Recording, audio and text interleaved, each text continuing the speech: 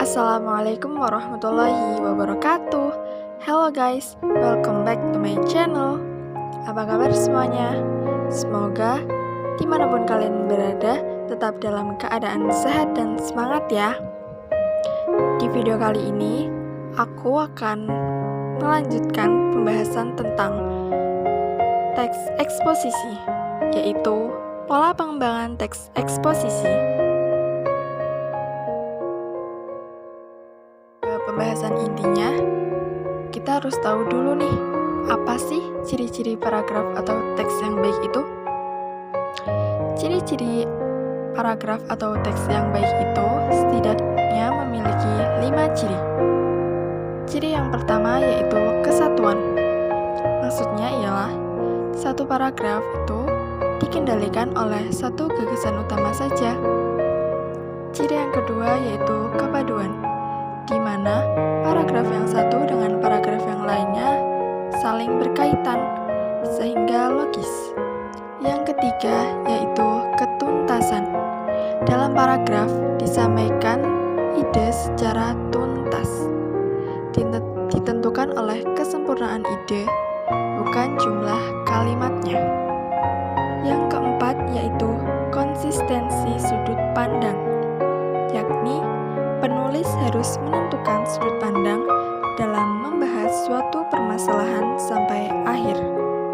Misalnya, penggunaan kata aku, kamu, atau kita harus konsisten sampai akhir paragraf. Dan yang kelima yaitu keruntutan, yakni penyajian kalimat yang runtut adalah syarat paragraf yang baik. Contohnya, dengan menggunakan urutan waktu, tempat, sebab akibat, dan sebagainya. Jadi, paragraf atau teks yang baik itu setidaknya memiliki 5 ciri. Yang pertama yaitu kesatuan. Yang kedua yaitu kepaduan atau berkaitan antara satu teks dengan teks yang lain. Yang ketiga yaitu ketuntasan. Yang keempat yaitu konsistensi sudut pandang.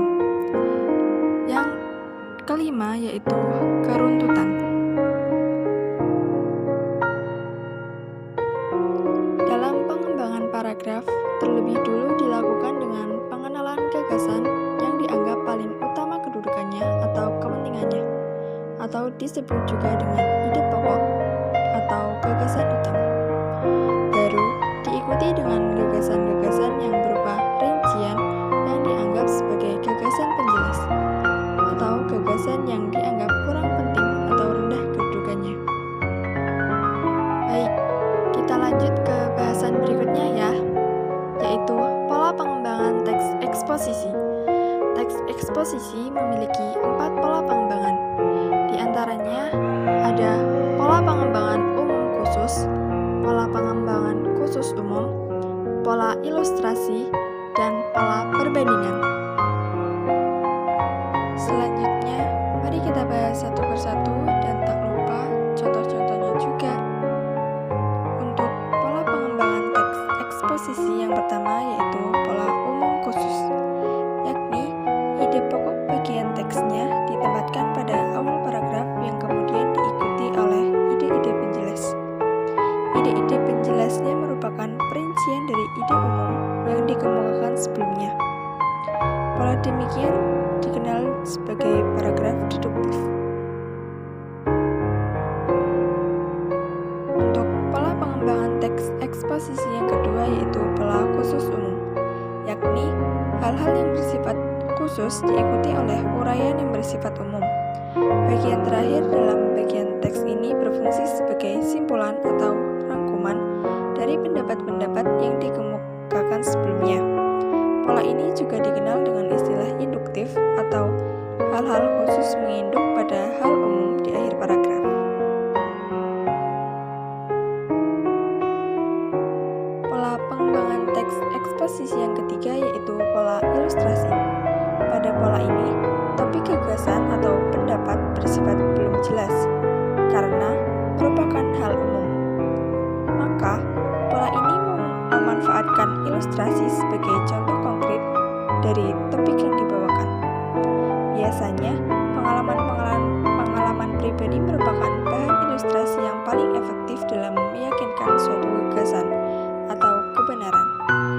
Karena pembaca akan merasa terkait atau relatable dengan ilustrasi tersebut, sehingga dapat lebih mudah untuk memahaminya.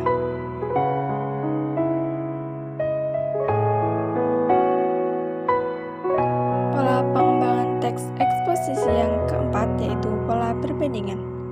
Untuk meyakinkan suatu pendapat, kamu dapat melakukan suatu perbandingan. Contohnya, benda, keadaan, atau yang lain ditentukan perbedaan ataupun kesamaannya berdasarkan aspek tertentu. Dengan cara demikian, keyakinan pembaca atas gagasan yang kita sampaikan akan lebih kuat. Selanjutnya, mari kita bahas contoh dari masing-masing pola pengembangan teks eksposisi. Contoh yang pertama yaitu contoh pola pengembangan umum khusus. Meskipun bukan termasuk minuman kesehatan, kopi memiliki efek yang baik untuk gigi.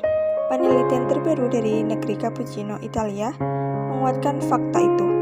Carlo Pruzzo dari Universitas Ancona menjelaskan senyawa yang terkandung di dalam kopi dapat menghentikan bakteri yang menempel ke gigi sintesis. Senyawa tersebut juga efektif membasmi bakteri yang bisa langsung merusak gigi.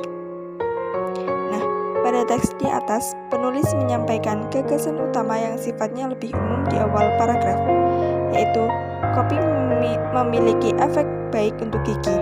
Lalu, gagasan utama tersebut diperinci dengan beberapa kalimat penjelas yang sifatnya lebih khusus.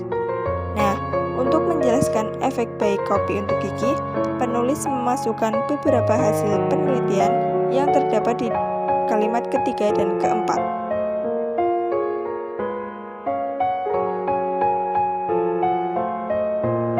Berikutnya yaitu contoh pola pengembangan khusus umum. Gerakan pencinta alam dengan dasar sadar lingkungan sehat telah mulai menggejala di kalangan remaja. Tidak sedikit perkumpulan pencinta lingkungan yang anggotanya terdiri atas pelajar, baik itu pelajar SMP, SMA, maupun para remaja dari lingkungan pesantren. Keberanian untuk melakukan penelitian ilmiah semakin meluas, khususnya di tingkat SMA. Fenomena semacam itu merupakan bukti bahwa remaja saat ini tidak selalu bernilai negatif. Pada awal paragraf, penulis menjelaskan bahwa gerakan pencinta alam mulai banyak diminati di kalangan remaja. Selain itu, para remaja ini juga mulai berani untuk melakukan penelitian secara ilmiah. Kemudian, di akhir paragraf, penulis memberikan simpulan bahwa hal-hal tersebut merupakan bukti bahwa remaja saat ini tidak selalu melakukan kegiatan yang negatif. Nah, simpulan inilah yang menjadi ide pokok paragraf tersebut.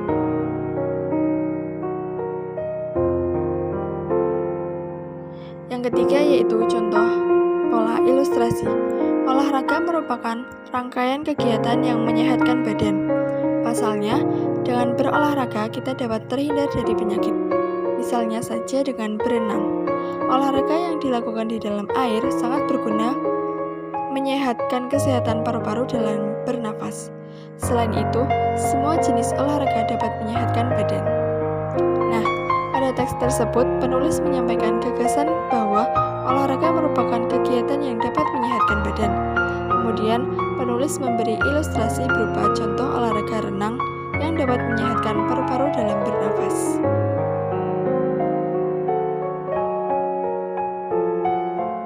Dan yang terakhir yaitu contoh pola perbandingan. Susu kedelai dikenal sebagai sumber protein, tetapi kandungan protein pada susu kedelai jauh lebih kecil dibandingkan dengan susu sapi. Menurut sebuah sumber, kandungan protein pada susu kedelai adalah sebesar 6,73 gram, lebih kecil dibanding susu sapi yang proteinnya sebanyak 8,02 gram. Sudah terlihat jelas ya teman-teman pola perbandingannya. Di kalimat pertama, penulis membandingkan kandungan protein susu kedelai dengan susu sapi. Perbandingan ini dibuktikan dengan data dari salah satu sumber yang menyatakan bahwa kandungan susu kedelai jauh lebih kecil dari susu sapi. Gimana teman-teman? Udah paham belum tentang pola pengembangan teks eksposisi? Nah, mungkin hanya itu pada materi kali ini tentang pola pengembangan teks eksposisi. Semoga apa yang saya sampaikan dapat bermanfaat bagi kita semua. Mohon apabila ada kurang lebihnya mohon dimaafkan. See you di next video teman-teman.